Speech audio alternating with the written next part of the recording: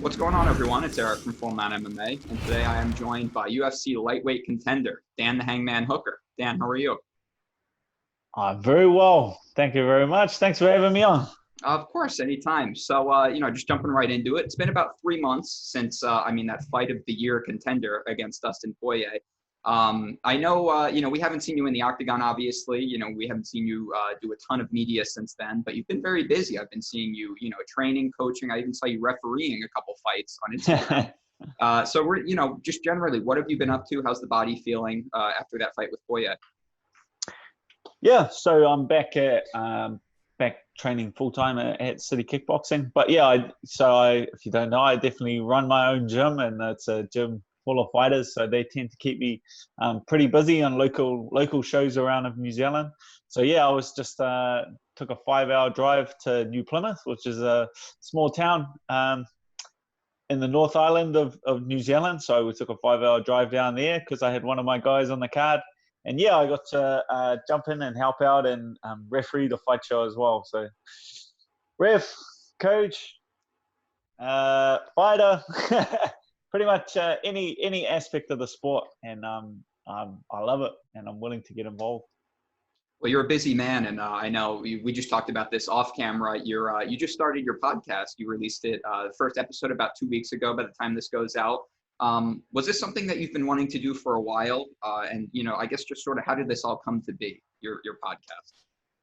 Yeah, so I used to have a podcast with Israel, where the Frenemies podcast, and that was more like just a bit of fun, to be honest. Like me and Israel would go in and just have a bit of banter back and forth.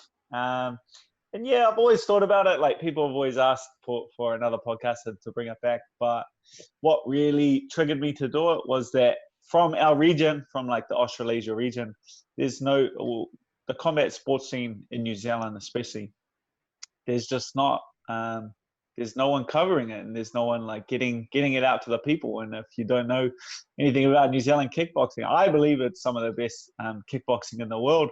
And it's just like we have these fight shows every weekend, and the results just don't get spread. And I don't feel like the fighters that are competing get the recognition they kind of deserve. And if you've been around the sport, if you're not getting recognition, then you're not getting people's attention, you're not getting sponsors, and the industry cannot grow. So I really started the Dan Hooker podcast just to keep everyone informed about what's happening on the regional scene in New Zealand, and hopefully build that to Australia as well, and to just keep people informed about what's going on, the fight shows that are coming up, so they can build, and our whole industry continues to have success on the global scale. Well, that's I'm sure the regional fighters really appreciate getting some of the recognition from somebody like you.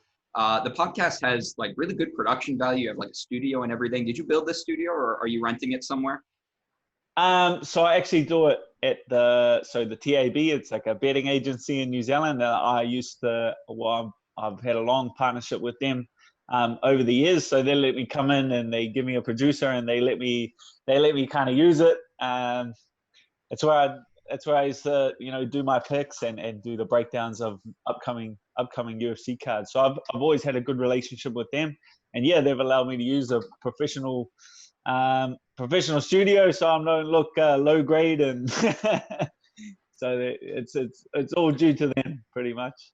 Well, you certainly look like you know what you're doing in there. I know I watched the first episode. You were talking about maybe having guests on in future episodes. Are they going to be like regional fighters that you talk about on the shows? What's your plan with bringing people on? Yeah, well, I wanted to bring on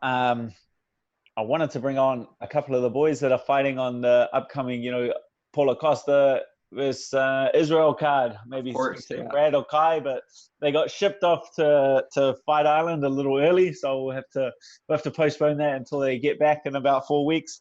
But I had my latest guest was a guy, David Eagle, and he has a lot to do with youth development and developing like a youth development programs. That's his passion, and that's something that I was never exposed to, because I came, I was 18 and I found MMA, and I started fighting professionally a week when I would turn 19. So my entire experience in martial arts has been of the professional game, professional rule set, the professional game. And long term, if you look at any professional sport, none of them don't have a youth development program, or none of them don't have like kids or an amateur circuit. So I thought it was really important to have Dave on, who's experienced in an amateur program, who's experienced in like youth development programs, so he could give me a little knowledge on that side of the sport and what we need to do in New Zealand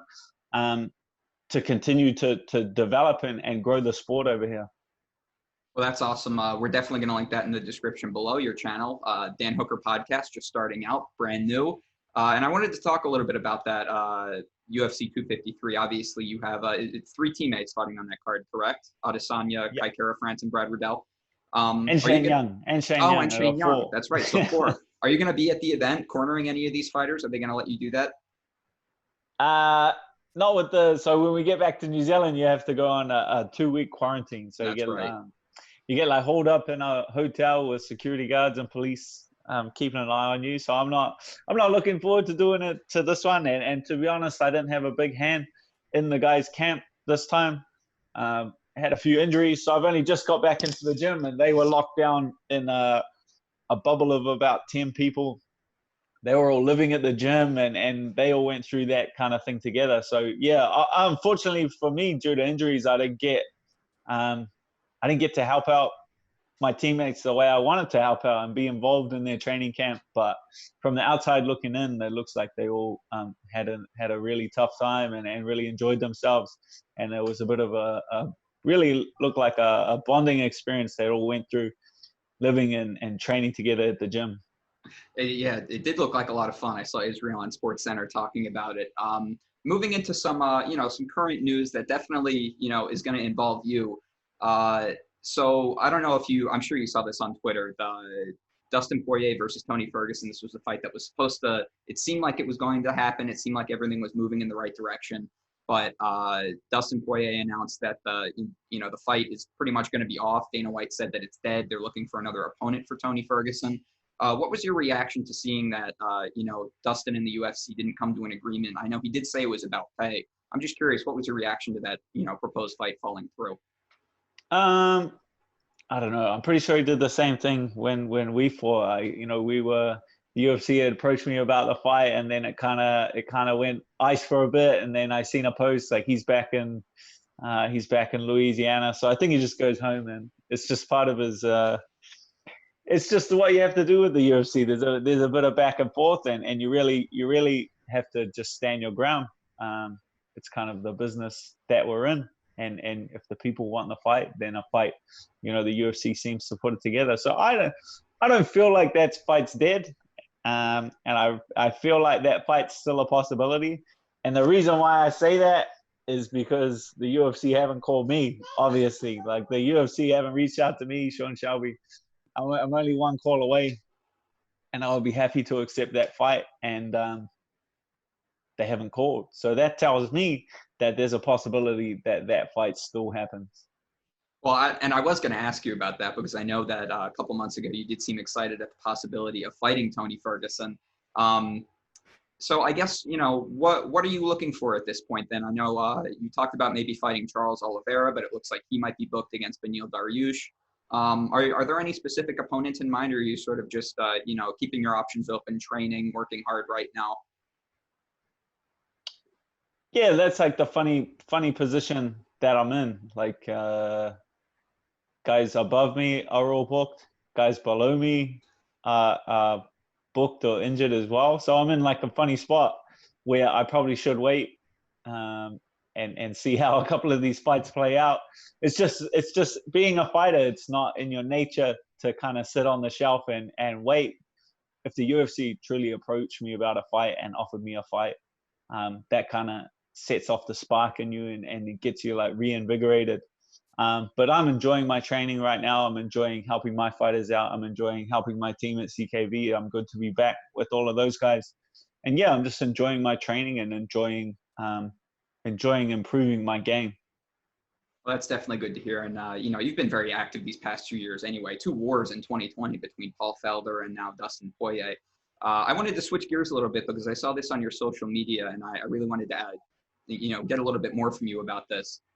Tell me about the Dan Hooker Mentorship Program, just in your own words. I thought it was a really cool thing when I did some research about it, so I want to hear it from you now.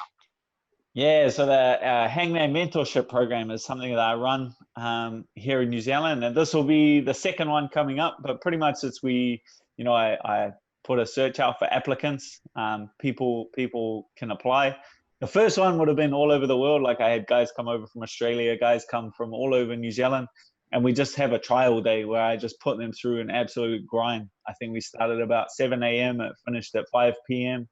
It's just a full day of physical testing, mental testing, like push these guys to the limits and see what people are made of. And then of that group, I think the last one I had 60. I picked 2 guys to win the mentorship, and those 2 joined my team. So this one, we're offering like a full year's training with me at my academy, as well as, my sponsors have jumped on board. So they get their supplements provided. The winner gets gear provided for them, and meals provided for them. So I do whatever I can with the connections I have to help these young fighters out. This season we had 100 people have applied, so we'll see how many turn up on the day. But yeah, it's a tough day. It's a grueling test, but this one I have it set as like school leavers, because that's what happened to me. I left school and I didn't really know what direction I wanted to go in. So I'm just giving these young kids the same opportunity. There's no experience required. So if you're like a young 18-year-old kid in New Zealand, you can apply, make your way to my gym, and it could be life-changing for you. I'll coach you, I'll train you, I'll take care of you with my sponsors wherever I can, and really see if this is what you want to do professionally as a career. Well, that's really, really cool. We'll link any information to that also in the description below. Anyone in New Zealand that might want to check that out and apply. Wrapping things up, we have, just a stacked card this weekend. I know you're a fan of the sport as well. I wanted to get your take on the main event, Colby Covington versus Tyron Woodley. We've been teased with this matchup for, it seems like, years now. I wanted to see what your take was on this fight. Yeah, interesting fight. If we're looking at Tyron Woodley, kind of his game has been figured out. People have figured out he'll draw you onto his right hand, he'll back himself into the cage, wait for you to take a risk and close the distance with his right hand. And his last 2 opponents have been able to capitalize on that. Gilbert Burns and Kamaru Usman, they just slowly edge their way in, feint, draw out that right hand, or get Tyron to react to their feints, press him against the cage, and work for the takedown against the cage. And so I feel like his game has kind of been exposed. And so it'll be easy for Colby Covington to come up with a game plan for this. Feint your way to the cage, look for an entry, press him against the cage, and work for a takedown, pretty much copying the same playbook that Kamaru Usman and Gilbert Burns set out. So I feel like the Colby Covington has a clearer path to victory in this one. If Tyron wants to come in with a chance, he really just needs to show another aspect of his game that we haven't seen in a while or haven't seen recently. Yeah, just another string to his bow. He's going to need to break out. But from what I'm seeing, his game's kind of being exposed, and he's paying the price. Yeah, that's an excellent point. But those are all the questions I had for today. Real quick, I wanted to give you the floor. Maybe if you have any sponsors, any teammates that you want to give a shout out to, floor is yours. No, I think you've given me plenty. I got to talk about my mentorship. I got to talk about everything I wanted to talk about, and I really appreciate that. Well, there you go. Well, thank you so much for coming on today, Dan. If you guys like this content, make sure to subscribe and go leave a subscription on Dan's new podcast too. I know I listened to the whole first episode. It's really, really great. So yeah, please do check that out in the description. But yeah, thank you so much, Dan. No, thank you very much, Erik. I appreciate your time. Hey guys, it's Erik from Full Mount MMA. Check out some of our other videos, and if you like that content, be sure to subscribe and hit the bell button so you never miss an update.